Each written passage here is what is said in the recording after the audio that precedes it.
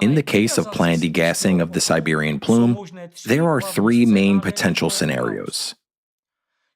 These scenarios are based on two stages of the degassing process, the early phase and the later phase.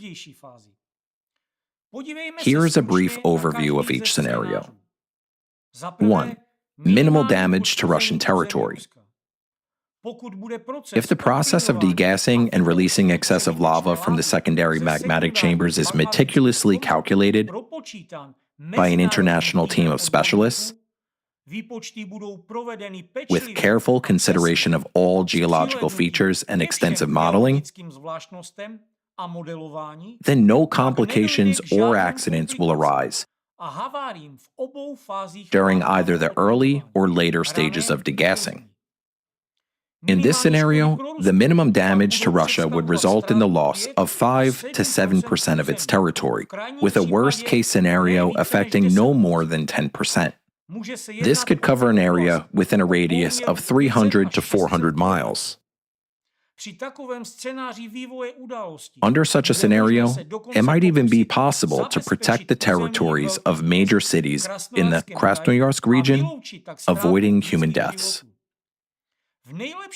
In the best-case scenario, it may be possible to redirect lava flow towards the Arctic seas, potentially allowing Russia to expand its territory through the addition of newly formed coastal areas. 2. Moderate damage to Russian territory. This scenario assumes that the initial stages of planned degassing will proceed without challenges, but some unforeseen circumstances during the later phase will result in an unplanned gas explosion or lava eruption. However, since a portion of gases and lava would have already been released at this stage, the likely outcome would be the spread of liquid basalt lava, similar to what we observe in Iceland or Hawaii, or a moderate explosive eruption.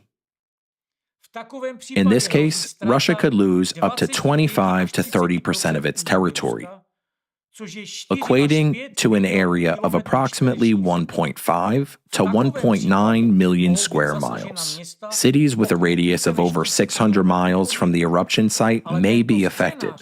However, this scenario would not spell a death sentence for Russia, nor would it escalate into a civilizational-scale global catastrophe. Humanity will be able to endure the resulting temperature swings and overcome the negative consequences of such an eruption in Siberia.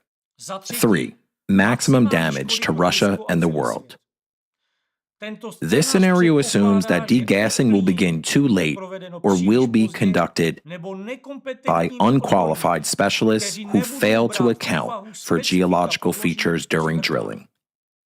Insufficient research, calculations, and modeling may result in an incorrect selection of the drilling traverse through soft or fractured rock formations, potentially triggering accidents and loss of control over the situation. If complications arise at the very first stage of degassing, gases and lava will not have been released yet, causing pressure in the secondary magma chamber to increase significantly. Under such circumstances, events may unfold into one of two catastrophic scenarios. Either an instantaneous, devastating explosive eruption of the Siberian plume, or prolonged catastrophic eruption akin to the Siberian traps. However, the likelihood of this scenario is extremely low, as it is hard to imagine a lack of competent international preparation for such a large-scale project. Thus, the most optimistic and likely scenario assumes that only 5 to 7% of Russia's territory would be affected during planned degassing. Even in case of complications at later stages of degassing, only 25 to 30% of the country's territory would be lost.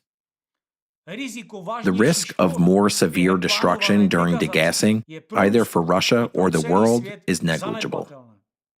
Therefore, conducting planned and controlled degassing remains the only viable chance to save Russia and humanity as a whole. This approach is far more advantageous and rational than inaction. Such a strategy would avert a global catastrophe and provide humankind with crucial time to develop further solutions.